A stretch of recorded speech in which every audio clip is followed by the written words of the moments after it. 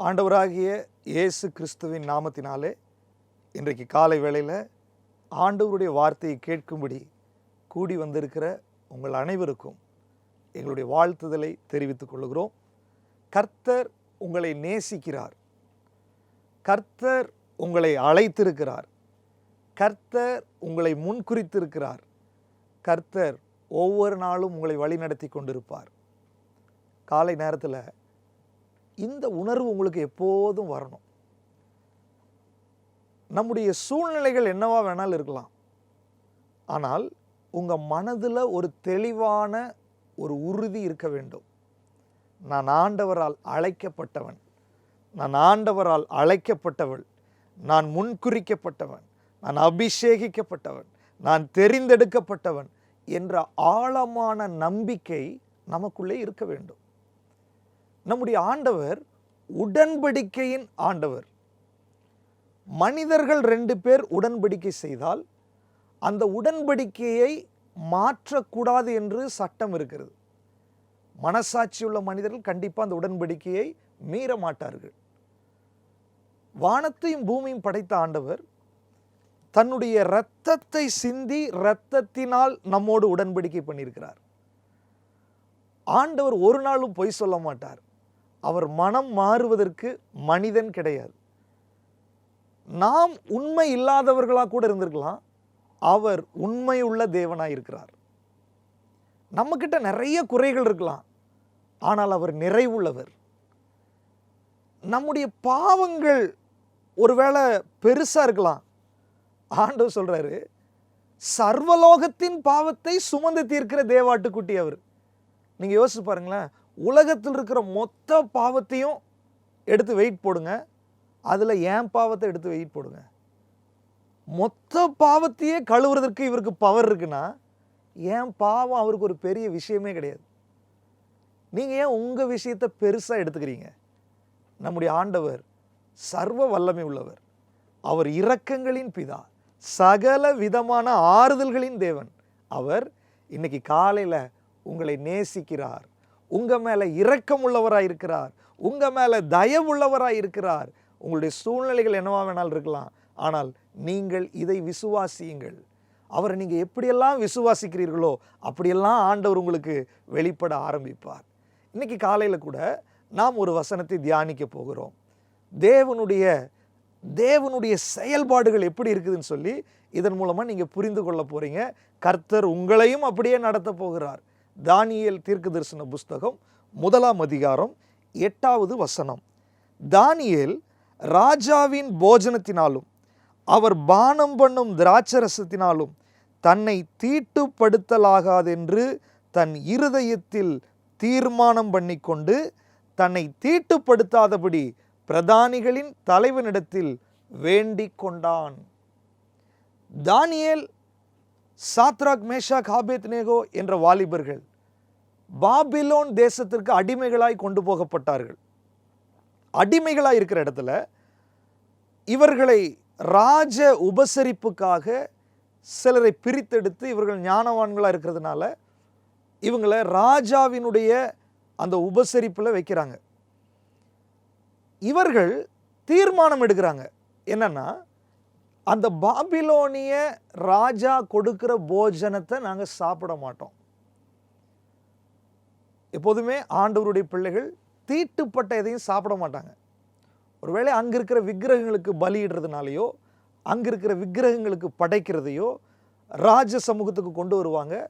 அப்படி ராஜ போஜனமாக அது மாறலாம். ஸோ இவங்க ஒரு தீர்மானம் பண்ணிட்டாங்க, இந்த உணவினால் என்னை தீட்டுப்படுத்த மாட்டேன் என்று இருதயத்தில் ஒரு தீர்மானம்.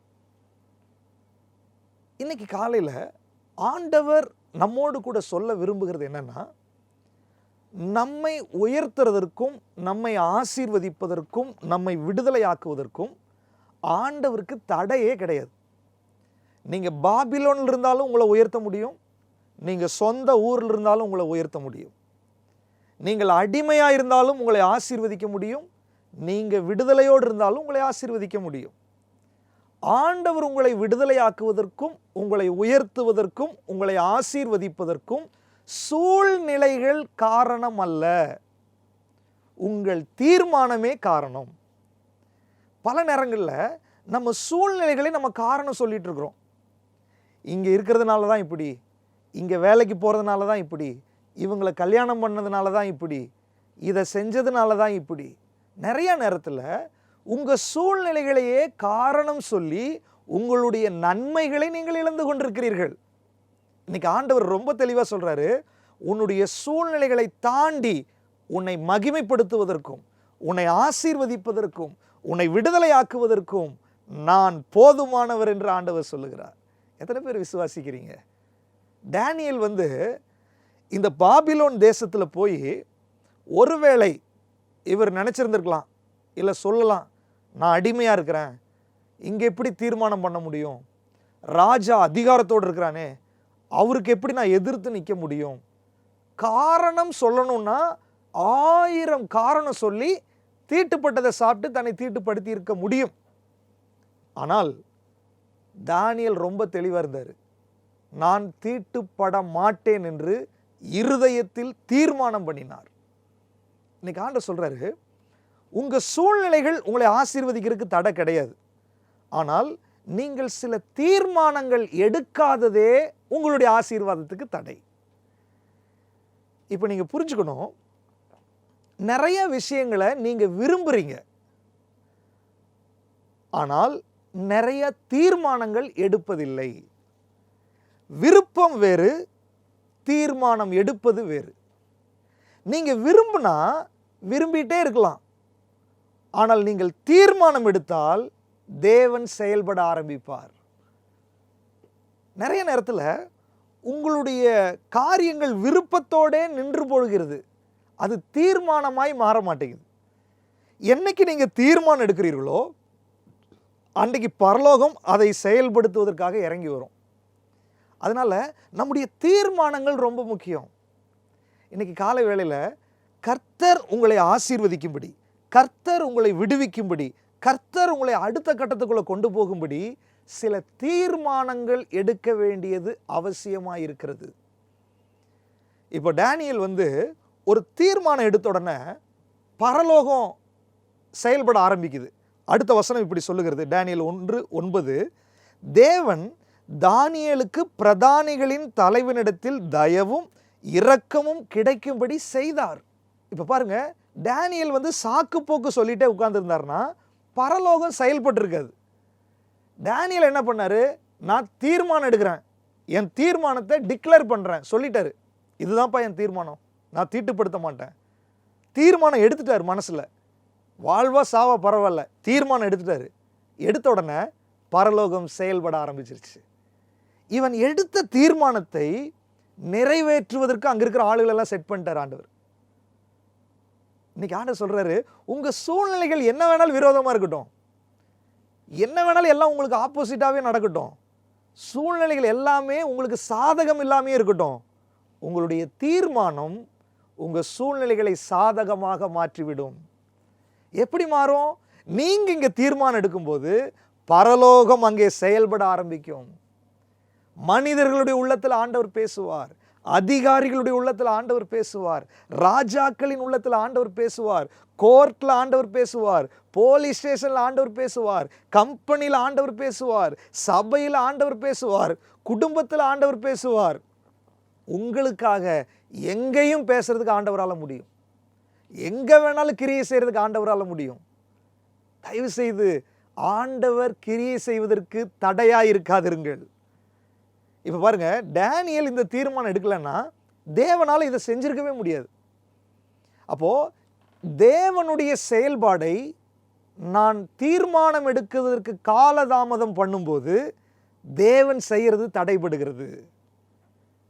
சூழ்நிலைகள் எல்லாம் பார்க்கக்கூடாது.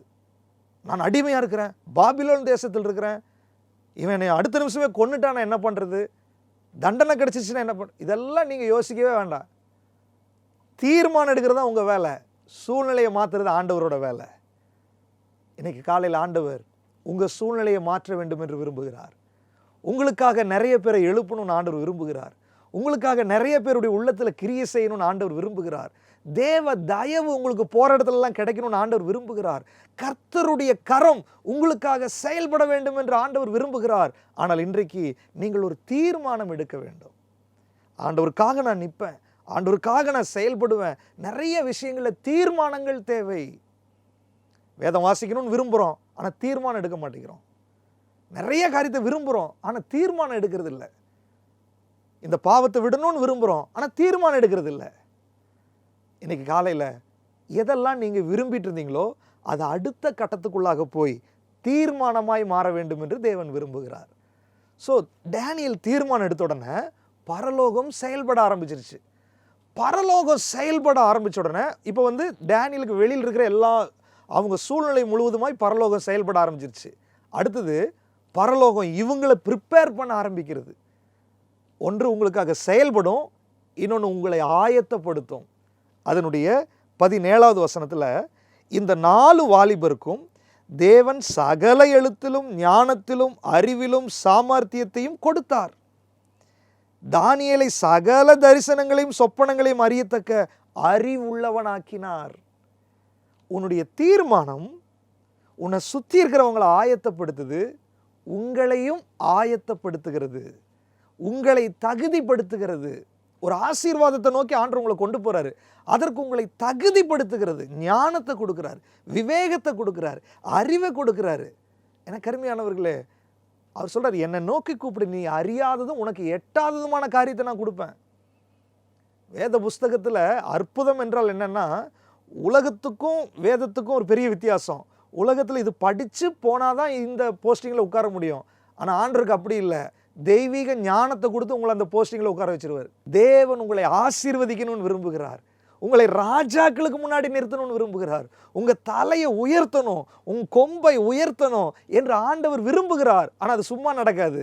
நீ தீர்மானம் எடு. சில விஷயத்தில், சில காரியங்களில் நீ தீர்மானத்துக்குள்ள வா. காலதாமதம் வேண்டாம். தயங்கி கொண்டிருக்காத, யோசித்து கொண்டிருக்காத. ஆண்டவர் சொல்லும்போது, உணர்த்தும் போது தீர்மானம் எடுங்க. உங்கள் தீர்மானம் தேவனை செயல்பட வைக்கும். தானியேலை தேவன் உயர்த்தினார். இன்னைக்கு காலை வேளையில் உங்களை உயர்த்தணும், உங்களை விடுதலையாக்கணும், உங்களை ராஜ சமூகத்தில் நிறுத்தணும், உங்களை ஆசீர்வதிக்கணும் என்று சொல்லி தேவன் விரும்புகிறார். எத்தனை பேர் ஆயத்தமாக இருக்கிறீங்க? இப்போ நம்ம ஜெபம் பண்ண போகிறோம். சில தீர்மானங்களை இப்போவே நீங்கள் எடுக்க போகிறீங்க. ஜெபிக்கலாமா? நல்ல ஆண்டவரே, உம்முடைய பிள்ளைகளை ஆசீர்வதிக்கிறது தான் உமக்கு பிரியம். ஆனால் சில தீர்மானங்கள் எடுக்காமல் பிள்ளைகள் காலதாமதப்படுத்திட்டே இருக்கிறாங்க. நிறைய காரியத்தில் சில டிசிஷன் எடுக்கணும்னு நீங்கள் விரும்புகிறீங்க ஆண்டவரே. அவர்கள் விரும்புகிறார்கள், ஆனால் சிலர் தீர்மானம் எடுக்கலை. இன்னைக்கு பரிசுத்த ஆவியானவர் தீர்மானம் எடுக்கிறதுக்கு நீங்கள் உதவி செய்யுங்க ஆண்டவரே. காற்றையும் காண மாட்டாய், மழையும் காண மாட்டாய், பள்ளங்களெல்லாம் தண்ணீரால் நிரம்புன்னு சொன்னீங்க ஆண்டவரே. உம்முடைய பிள்ளைகள் கண் முன்னாடி எதுவுமே பார்க்கலனாலும் பரவாயில்ல, இன்னைக்கு தீர்மானம் எடுக்கட்டும் ஆண்டவரே. இவர்கள் தீர்மானம் எடுக்கும்போது இவங்களுக்காக பரலோகம் செயல்பட போறதற்காய் ஸ்தோத்திரம். சில நபர்களுடைய உள்ளத்தில் நீங்க பேச போறதற்காய் ஸ்தோத்திரம். தயவு உண்டாக போறதற்காய் ஸ்தோத்திரம். வாசல்கள் திறக்கப்பட போறதற்காய் ஸ்தோத்திரம். இவர்களை தகுதிப்படுத்த போறதற்காய் ஸ்தோத்திரம். ராஜ சமூகத்தில் நிறுத்த போறதற்காய் ஸ்தோத்திரம். அநேகருடைய ஆசீர்வாதத்தின் வாசல் திறக்கப்பட போறதற்காய் ஸ்தோத்திரம். அற்புதங்கள் நடக்க போறதற்காய் ஸ்தோத்திரம். வேலை கிடைக்க போறதற்காய் ஸ்தோத்திரம். திருமணம் நடக்க போறதற்காய் ஸ்தோத்திரம். குழந்தைகள் உண்டாக போறதற்காய் ஸ்தோத்திரம். எல்லா வாசல்கள் திறக்கப்படுவதாக. யாரெல்லாம் தயங்கி கொண்டிருக்கிறார்களோ, இன்றைக்கு கர்த்தருடைய வழியில தீர்மானம் எடுத்து கடந்து வர கிருபை செய்யும். நீங்க செய்ததற்காய் ஸ்தோத்திரம். இயேசு கிறிஸ்துவின் நாமத்தில் பிதாவே, ஆமென். நீங்கள் எங்களை தொடர்பு கொள்ள வேண்டிய முகவரி: பாஸ்டர் டி. சாலமோன் ராஜா, LIG 2 3484, காந்திமா நகர், பீலமேடு, கோயம்புத்தூர். பின்கோட் 641004. எங்களுடைய தொலைபேசி எண் 9914212727 மற்றும் 9944291094.